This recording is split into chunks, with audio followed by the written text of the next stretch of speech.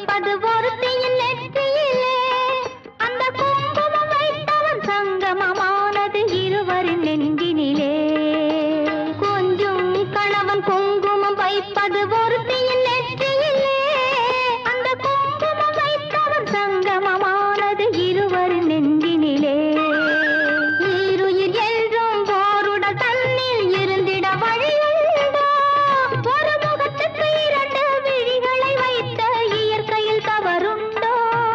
இந்த கேள்விக்கு பதிலேது? சிலர் வாழ்வுக்கு பொருளேது?